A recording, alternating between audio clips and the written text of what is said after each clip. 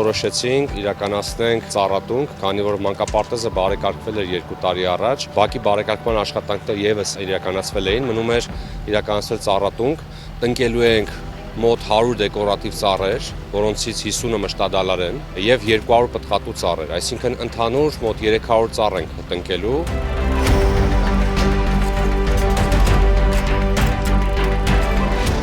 Շատ լավ նախաձեռնություն է